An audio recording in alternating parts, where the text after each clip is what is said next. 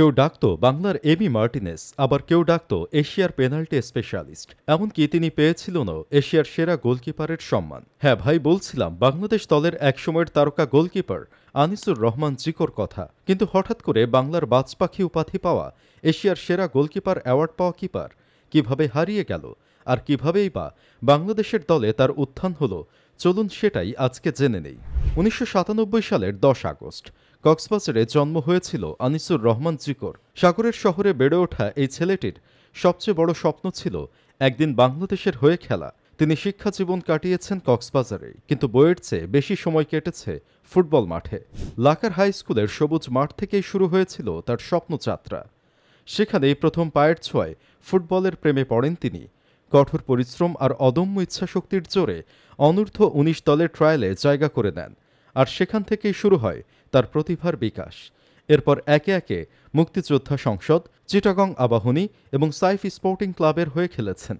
ধীরে ধীরে নিজের দক্ষতা ও পারফরমেন্স দিয়ে নজর কাড়েন কোচ ও দর্শকদের।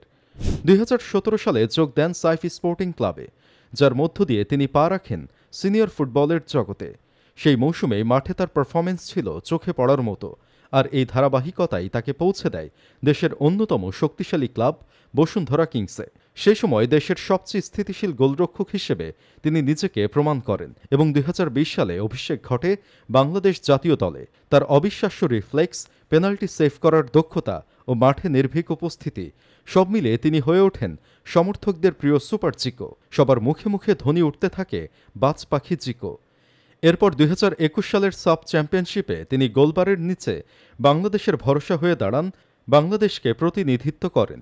টুর্নামেন্ট জুড়ে তার পারফরমেন্স ছিল স্থিতিশীল ও আত্মবিশ্বাসী, যা প্রমাণ করে তার পরিণত গোলকিপার হয়ে ওঠার পথ চলা। তবে গোলরক্ষক হিসেবে নিচের সেরা সময়টা আসে ২০২৩ সালে। সেই বছরে তার ফর্ম, রিফ্লেক্স আর তার নেতৃত্বের গুণে তিনি শুধু দলের রক্ষণভাগে নয়, পুরো দেশের ফুটবল প্রেমীদের হৃদয়েও জায়গা করে নেন।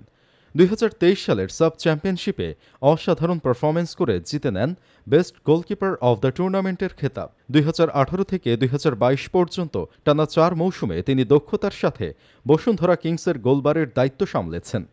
অসংখ্য পেনাল্টি সেভ দিয়ে পেয়েছেন পেনাল্টি স্পেশালিস্ট খেতাব। কিন্তু জিকোর জীবন যেমন উত্থানে ভরা ছিল, তেমনি অন্ধকারও নেমে এসেছিল। ২০২৩ সালে বসুন্ধরা কিংসের হয়ে এএফসি কাপ খেলে দেশে ফেরার পথে বিমানবন্দরে শৃঙ্খলা ভঙ্গ ও অ্যালকোহল বহনের অভিযোগে ধরা পড়েন জিকোসহ দলের আরও কয়েকজন। সেজন্য বসুন্ধরা কিংস কর্তৃপক্ষ তাকে ৫ মাসের জন্য নিষিদ্ধ করেন এবং জাতীয় দল থেকেও বাদ পড়েন। বাকিরা নিষেধাজ্ঞা কাটিয়ে দলে ভালোভাবে ফিরতে পারলেও আনিসুর রহমান জিকো সেইভাবে আগের জায়গায় ফিরতে পারেননি। একসময়ের ফার্স্ট চয়েস কিপার থেকে বনে গিয়েছেন থার্ড চয়েস গোলকিপারে। সম্প্রতি মিতুল বার্মার খারাপ পারফরমেন্সের কারণে দেশের মানুষ আবার আনিসুর রহমানের কথা স্মরণ করছে, দলে চাইছে। তবে তিনি কি আসলেই এই মুহূর্তে বাংলাদেশের জাতীয় দলে খেলার মতো অবস্থায় আছেন?